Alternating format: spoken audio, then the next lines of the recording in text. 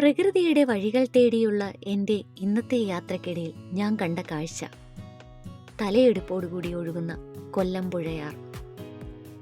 കേരളത്തിൽ തിരുവനന്തപുരം ജില്ലയിലെ പ്രധാന നദിയാണ് വാമനപുരം നദി.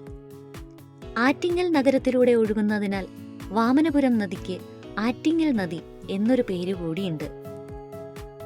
നദിയുടെ ആറ്റിങ്ങൽ ഭാഗത്തിനെ കൊല്ലംപുഴ എന്നാണ് അറിയപ്പെടുന്നത്.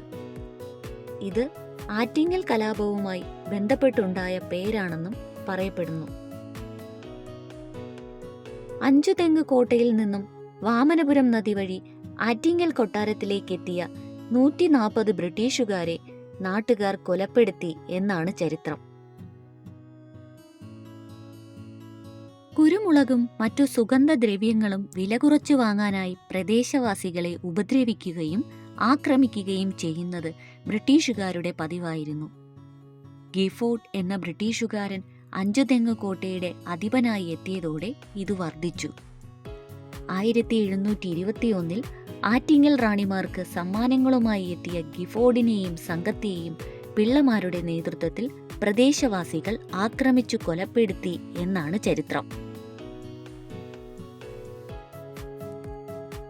ബ്രിട്ടീഷു കോട്ട 6 മാസത്തോളം പിള്ളമാർ വളഞ്ഞുവെച്ചു. തലശ്ശേരിയിൽ നിന്ന് കൂടുതൽ ബ്രിട്ടീഷ് സൈന്യം എത്തിയാണ് ഈ കോട്ട മോചിപ്പിച്ചത്.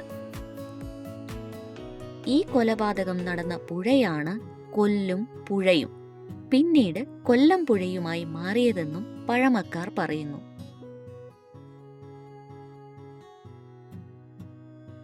കൊല്ലംപുഴയാറിനോട് ചേർന്ന് ആറ്റിങ്ങൽ നഗരസഭ കുട്ടികൾക്കായി ഒരു പാർക്കും ഒരുക്കിയിട്ടുണ്ട്.